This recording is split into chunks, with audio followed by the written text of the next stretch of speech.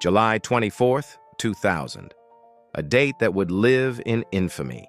One man, one decision, and a betrayal so deep it would tear Spanish football apart forever. If you watched football in the late 90s, you knew the name Luis Figo, the Portuguese wizard who could make defenders look like training cones. At Barcelona, he was untouchable. 5 glorious seasons, 2 La Liga titles, a Ballon d'Or nomination. The Camp Nou didn't just love him, they worshipped him.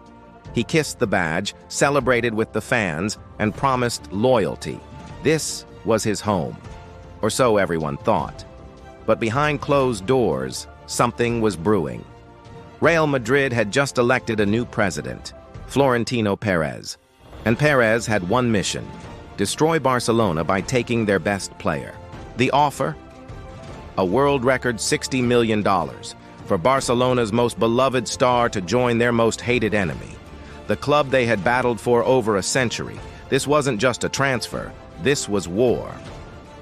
And on July 24th, Figo said yes. The news broke like a bomb. Barcelona fans couldn't believe it. Their hero, their magician, their loyal servant had just signed for Real Madrid.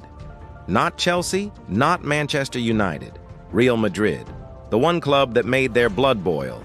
Social media didn't exist back then, but the rage was real. Fans gathered in the streets, burning Figo jerseys and chanting, "Traitor." Death threats poured in. This wasn't just anger, this was heartbreak turned to pure hatred. October 22nd, 2000. The first El Clásico after the transfer. Figo returns to Camp Nou, wearing the white of Real Madrid. 98,000 fans packed into the stadium, and every single one of them wanted blood.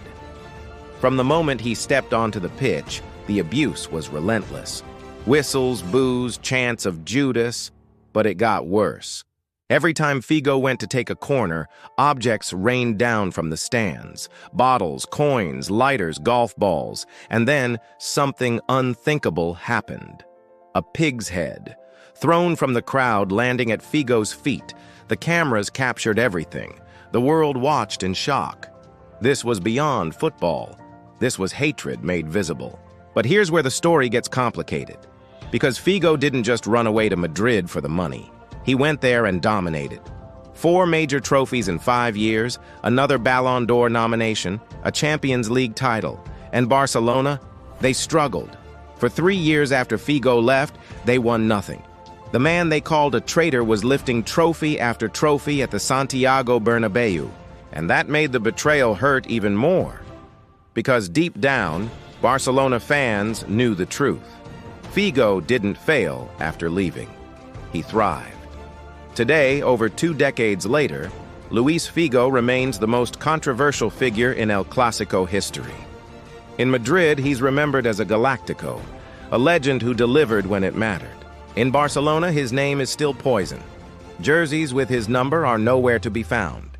Fans who once cheered his name now refuse to speak it. One transfer, one decision, 2 completely different legacies. So was Luis Figo a traitor who sold his soul for money?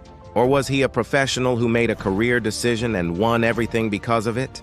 The answer depends on which side of El Clásico you stand on. But one thing is certain. No transfer in football history has ever created this much hatred, this much drama, this much legacy. And that's why, all these years later, we're still talking about the day Luis Figo broke Barcelona's heart. What do you think? Let me know in the comments below. Thanks for watching, and don't forget to like and subscribe for more stories like this.